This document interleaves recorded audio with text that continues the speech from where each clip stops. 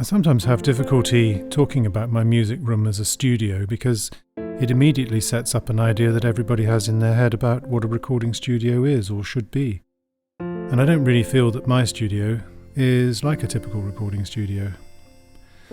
Most studios are set up simply with the recording process in mind, but for me personally, I just need a space where I can explore sound and be inspired to create. So really, my studio is more like an artist's studio rather than a traditional recording studio.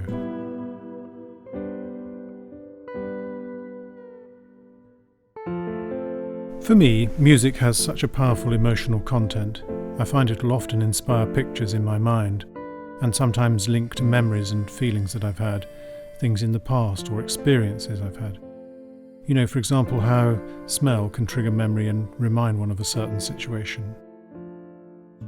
I think sound does a very similar thing, so a certain texture of sound might not necessarily be directly connected with a memory, but it will evoke a time or place, and that can be a very useful tool for creating music.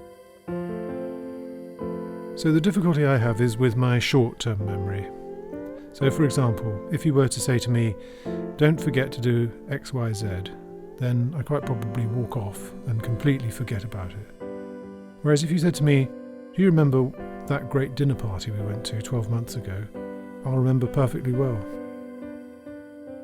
I remember when I was about 3 or 4 years old, my grandparents bought a new piano, and they took the old one outside and put it next to a shed while they waited for somebody to come and take it away. It was rather broken, which is why they were getting the new one, of course, and I used to love climbing inside it and messing around with the strings and making up little tunes inside it and listening to the interesting sounds that it made.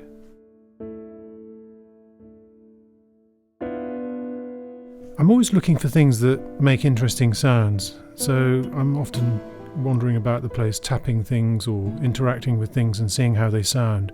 And when I come across something which sounds amusing or taps into a certain emotion, then I'm driven to explore it further.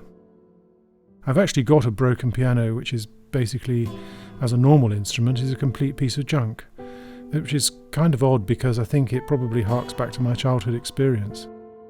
I use that in a way for which it was never intended, to create new sounds and add texture to pieces of music. I think it's fascinating the way memory works because I don't have any difficulty whatsoever remembering musical sequences. So sometimes I play in bands with people and they might introduce a new piece of music and they'll play a little bit of it and I can immediately play it back again. And I'll remember it even though it's completely new to me. But I think there are two things going on there. I think one is that I'm using a different part of my mind, and the other is that I'm fully engaged in that thing in that moment.